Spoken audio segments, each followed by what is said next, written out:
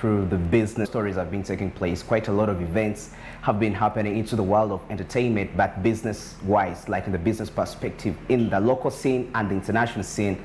And right about now, we're going to first get into the local scene first before we fly outside Uganda. So, kicking off in Uganda, Maro, musician Maro, expands his wings into songwriting. Well, this is quite a business which so many artists looks like they're trying to venture into, more so in Uganda, because it seems to be really a very profitable venture.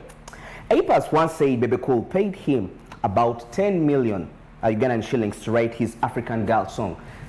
Apas is being known for one of the ghostwriters for, actually not a ghostwriter, because if he's a ghostwriter is secret, but now we know Apas that he writes for Bebe Cool. And that song, African Girl, Bebe Cool paid Apas 10 million Ugandan shillings to write that song. So you can see how profitable the writing is. So like music writing is a profitable business in Uganda today. Then there is a track also called Black Skin, also admitted that Katono by Bebe Cool. Katono is a song by Bebe Cool, which was the most expensive song he has ever written after receiving 5 million from Bebe Cool. So you can see 10 million from the other song and 5 million from Katono by Bebe Cool. So that is Apas. So he's one of the guys that has been really building a very stable background concerning writing music for musicians in Uganda, and is earning quite an amount of money. Like, you know, it's not always good to stay just on one genre, just being a musician. You can participate in other sectors. Yes, you may not, probably you may not be able to open up another venture. Perhaps it's quite expensive. Yes, I know it's not easy, but unless you can use your talent, your other talents, your outside talents to write something, to become something different, like you be unique as an artist, so that you can make some good money. Like we've seen some artists acting as MCs on certain functions and events. Actually, that recently I saw a rapper, that's Timothy Cord. He was an MC concerning the Italian-Ugandan, there is some kind of a partnership, but concerning cooking Italian foods, but with Ugandan ingredients. So you can imagine that's money is earning out of that. So Amaro, for this case, is also venturing into writing music. Yes, besides just being a musician, singing for himself, but he's also deciding to write for other artists' music. Now, it looks like many artists are finding songwriting a fallback. Among those is Maro. Yes, Ugandan artists find that so really a very profitable venture. Now, in a statement, Maro said, "I'm writing songs for anyone who is serious in the game, a serious one already, who has my number." So if you don't have his number, perhaps you're not serious. He doesn't consider you serious. So anyway, for those who have his number, so he says, terms and conditions will apply. That's Maro saying. The singer also mentioned that he was open to collaborations with focused rising stars. Then he makes a statement here and says, I will collaborate with rising stars that I see moving in the right direction. And again, I know they have my number and they should hit me up when they see this. Let's grow again together. So it's like you need to hit him up if you want Maro. If you get an artist right there and you want Maro to write for you, find a way you can get his contacts. Hit him up, then you can discuss about the music business, and definitely you'll be able to get yourself a hit song written for you, because we know he writes really good songs. He has quite so many songs. Yes, Maro, he started from Isom School of Music, yes, and he started so you see that he's doing something he started. It's not something he's just doing for the sake.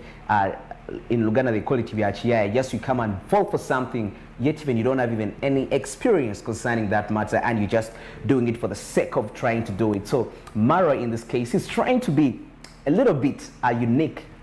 You know, he started this music, he invested in himself. So it's very important to invest in yourself as an artist in whatever thing you're trying to do. That will make you exceptional and also distinguish your art from other people. Then in other stories, Hidden Agenda movie premiered. Yes, it was over the weekend at Tobani Center. Yes, the movie called Hidden Agenda. It's a Ugandan film. It was premiered this weekend, and quite so many people were at the function. We saw members of parliament at the function, and so many other people that really participated in the function.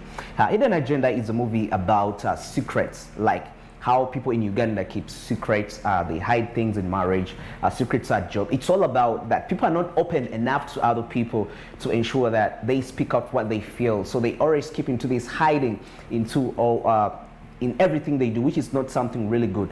As you can see, some time back, I said one of the things that are going to sell our movie industry, is when we act about stories that we relate to as Ugandans, things that happen into our society as Ugandans. It really makes it so unique.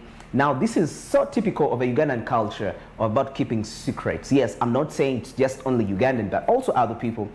Definitely, they find issues concerning keeping secrets, like in other countries, but in Uganda, it's very typical. For example, in marriages, people have really a lot of secrets. At work, people have really a lot of secrets. So you find that the movie is really talking about something that Ugandans can relate to. And in the process, when people relate to your art, definitely they're going to come and buy that art. They're going to come and pay that money for the movie, just like the Ugandans are doing, buying the movie. Because at the premiere, quite a lot of people were there. Like I told you, MPs were there. And one of the MPs, whose name I won't mention, bought a copy at 1 million Ugandan shillings. About 2 people bought copies of that movie at 1 million Ugandan shillings at the launch. Then there was a CEO from South Africa, an outsourcing CEO in South Africa. He bought a copy at 10 million Ugandan shillings. So you can see that was something really very incredible for the movie premiere. So it really shows you something that as a movie maker out there, if you have make the quality work, organize a premiere, don't just release movies for the sake.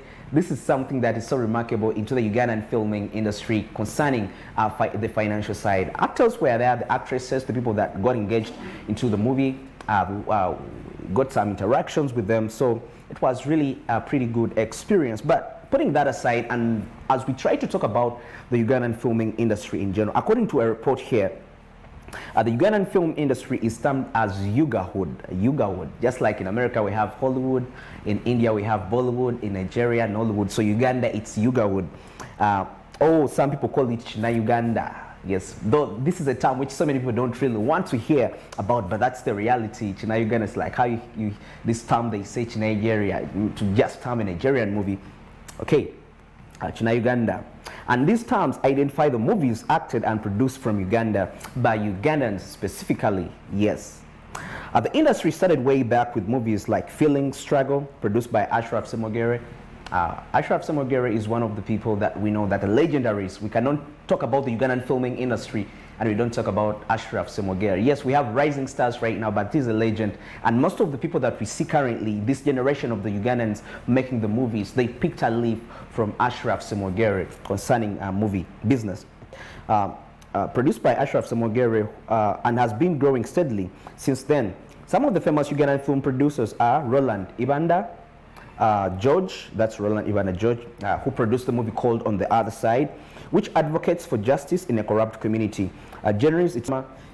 Anyway, just about the movie, just trying to give a brief report concerning the Ugandan filming industry.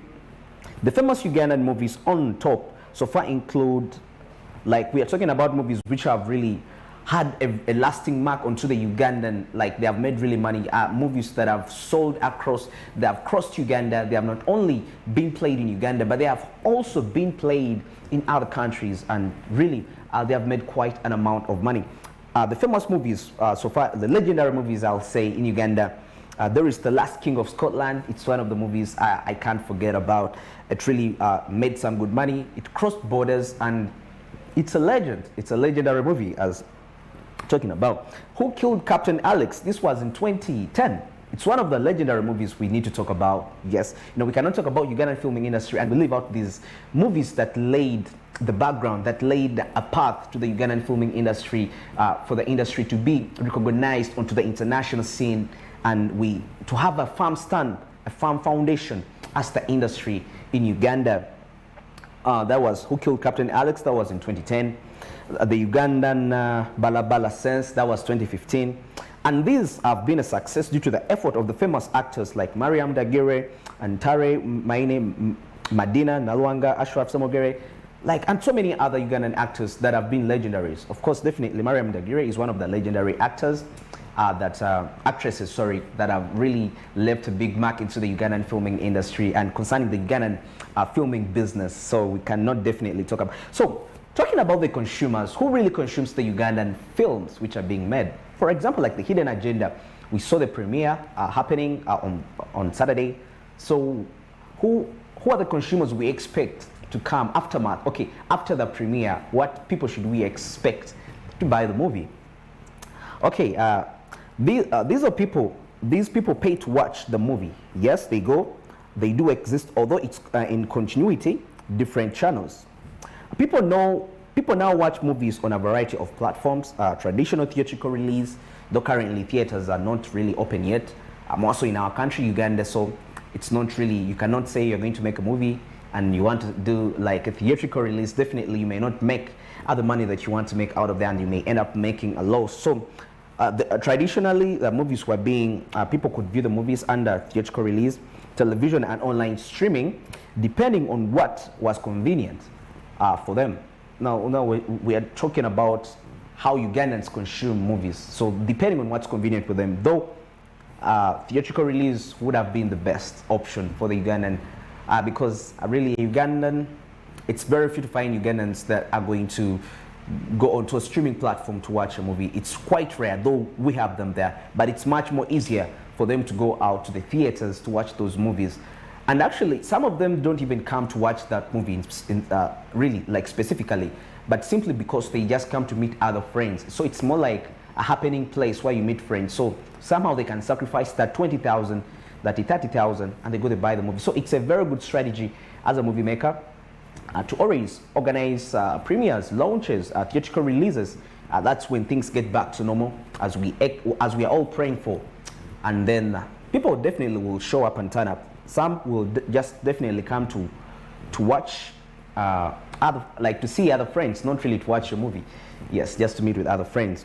So let's talk about the financing in the filming industry in Uganda. Movie makers on a large scale are required to finance them. The movie makers on a large scale are required to finance them, which is so expensive for them because they need to finance themselves. And making a movie is quite something very expensive. It really involves a lot. There is a lot of input. First of all, the labor you need. And another thing that makes it really so expensive is that you have to move places.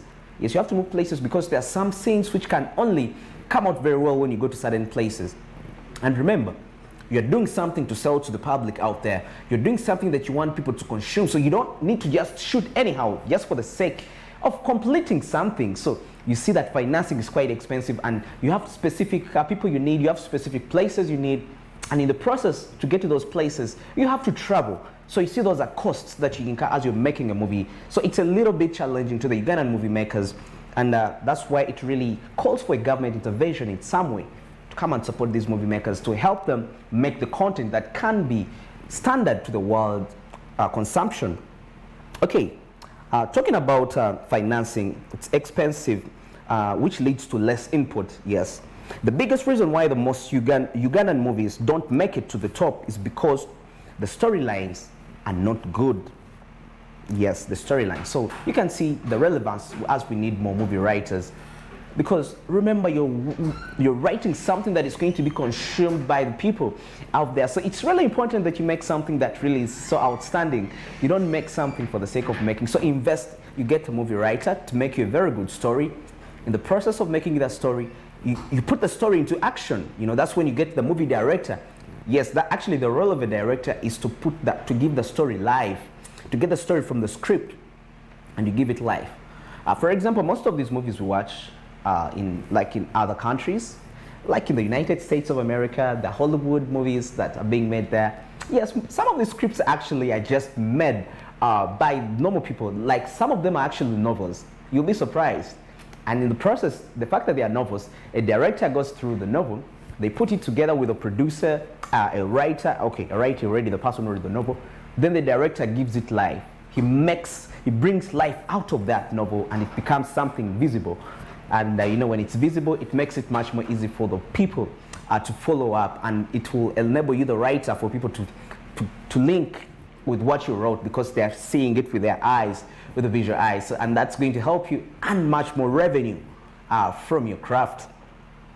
Okay, the movie makers on a large scale are required to finance themselves, as we know. They don't make it because the storylines so the quality of the output is always low. Some other few movies are funded by NGOs to put across a given message to a given group of people. For example, the AIDS Support Organization for HIV/AIDS sensitization, the Human Rights Network Uganda, for human rights enforcement, among others. Besides all these, the government also comes in through UCC, the Uganda Communications Commission, to organize the Uganda Film Festival to promote the Ugandan filming industry. So we've seen that some of the movies are being supported by NGOs, and these movies in particular, they are trying to promote the good of the NGO.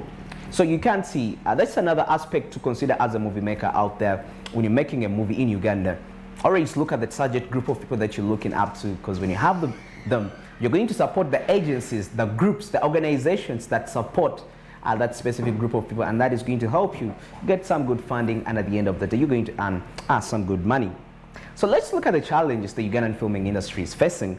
The Ugandan film business is not easy due to several challenges faced by the production bodies, actors and distributors, limited funding, poor distribution networks, and lack of government support. There are no managers for actresses in Uganda, a scenario that has seen producers of movies like Queen of Katwe, yes, I love that movie, Queen of Katwe, bring in foreigners as actresses and production assistants to do a basic thing like moving tables, cables. So you can imagine movies like Queen of Katwe, they used expatriates entirely. Actually, I was even surprised. If you watch that movie, because remember, it's a Ugandan story, that person that was acting as one of the mentors of that lady, that chess, the girl was playing, I think it was it about chess? I think it was chess. I'm trying to recall. Yes, but whatever the game it was. And this person it's very interesting. He's, I watched him in Tom Cruise's movies speaking this American accent, and I saw him in this movie. It was very crazy. It was trying to fit into the Ugandan style, and I was just so amazed. So anyway, the point I'm trying to bring here is this movie, they used a lot of expatriates. You know that we see that in Uganda, we don't have managers to come and manage actresses, because I don't know whether we take the business serious. I don't know. To the extent that when the movie was being acted, that's the Queen of Katwe, a Ugandan movie, a movie about our story, they had to get expatriates from outside, So that is quite a challenge. It's something that we should look up to as a Ugandan film, future marketeers, future movie makers, to see how best we can come about concerning the movie industry. So let's look briefly about marketing and distribution. The films are marketed through film festivals like the Uganda Film Festival, organized by the Uganda Communications Commission, which recently also signed an agreement with the Hollywood Film Festival to pave way for Ugandan content to showcase in Hollywood. Wow. In terms of distribution, films are distributed in video halls where narrators called video jokers, VJs, yes, translate the dialogue and add their commentary for the audience. But I've seen something so interesting. I don't know what you think about it, whereby a movie is in Luganda, and again there is a joker speaking in Luganda. I think that's a little bit, okay, maybe if it's in English, because the jokers come to give it life, because not everybody can actually relate to the English, yes, so it's just one of the ways the Ugandan movies are trying to market out their movies, because traditionally we used to have these VJs speaking, I don't know, is it the right term to use, speaking for the movie? Yeah, or get it up film, let me say that, to make it come out so nice. But now they are transitioning to also Ugandan movies, though I don't think it's really necessary, just my opinion anyway, I don't think it's necessary to translate a movie which is already in Luganda. So what are you translating? I think it's somebody that said something in Luganda, and okay, anyway, what do I know? Of recent, the movies can also be advertised on different apps. Yes, like ours here, a Cinema Yugi app, where you find different trailers and the movies that are showing there. So there is a Cinema Yugi app. One of the ways they are trying to market the movies in Uganda, to see that they're being distributed, like that they reach to the consumers, like the desired consumers they really need to reach out to. So Hidden Agenda is the movie on top right now. It was just premiered just this weekend on Saturday, our very own movie, Uganda, about concerning secrets, like you see Hidden Agenda, how people keep secrets at work, in marriage, and so many other. Like I said, that's very typical of the Ugandan community, and that is a movie that really Ugandan can connect there. So you can go check it out. A movie by Shafiq Sembacha, a cinematographer, one of the the leading brains behind that movie. So he's really someone that is doing something great for the movie industry in Uganda, and it gives hope for the industry in the future. Okay, now let's cross to the United States of America. Yes, we've been in Uganda, now we're flying to America. And what's making headlines into entertainment right there, Disney plans to spend $33 billion on content in 2022. Yes, that's very interesting. Imagine that, $33 billion on content. Okay, let's go ahead and see. Disney says it will spend $8 billion more on content in 2022, more than 2021. So it's adding an additional $8 billion. So meaning it's been, so 33 minus 8, so you can subtract 33 minus 8 billion and see how much Disney has been spending currently on content creation. So that's content in 2022, mostly on shows and movies for each streaming platform. So it's doing this for each streaming, for the movies that is going to come out, and also the people that are streaming on its streaming platform. So we expect something so magical coming out of Disney. All these people really go an extra mile to give us what we watch, to give the people what they watch. So as I'm speaking this, a Ugandan movie maker out there, you can see how, of course I'm not saying spend 33 billion. We are not yet there as the Ugandan, but we start with what we have. It's all about sacrifice. By the way, it's never about how much you have. I've come to realize that. It's just sacrifice. You start with the little you have, you keep on building that with the connection and the passion. The most important thing, if you have the passion, definitely everything is going to work out by itself. Okay, the Walt Disney Company is planning to turbo change its content spending in fiscal 2022 calendar year, which began, that's 1st October. So their the next year started in October. So they are in another financial year as we speak. According to the company's annual report, which was filed with the SEC Wednesday afternoon, Disney plans to spend approximately $33 billion on content over the next year, inclusive of its streaming programming, linear programming, and sports content. That is an $8 billion increase from fiscal 2021, when the company says it spent approximately $25 billion on content. So previously last year, the previous financial year, Disney has been spending $25 billion to create to collect content. And you know, when we talk about spending all this money concerning content, it has to do with the movies also, like paying the directors, the places they travel, you know, to make this content really so unique, like the content we watch on our screens. The increase is driven by higher spend to support our DTC expansion. Okay, this is a statement from one of the officials of Disney saying the increase is driven by higher spend to support our DTC expansion and generally assumes no significant disruption to production due to COVID-19. The company wrote in the annual report, yes, in other words, the $8 billion content boost is driven by the company's streaming initiatives at Disney Plus, Hulu, and ESPN Plus, rather than any of the other companies' linear TV or filming businesses. So you can see, and you know, there's been quite a lot of competition taking place in Hollywood, as you know, currently, ever since the theatrical release is a little bit not really doing well, and now everybody's trying to fight for streaming. And you can see one of the reasons why they're increasing this content is because they want to also boost their streaming platform. So it becomes a little bit tricky and so interesting how these people are willing to do all this. The competition is really so tight. We need this in Uganda, in the Ugandan movie industry. At least we have it in the music, but we need it much more to come into the Ugandan movie industry. The enormous $33 billion content spend figure may be driven in part by sports rights. So they're trying to get some sports rights. You know, I was so surprised about some of the companies that are trying to fight for sports rights, the Comcasts, and they want to show soccer, you know. Anyway, this is not my part. Sonko will be coming to talk about this more.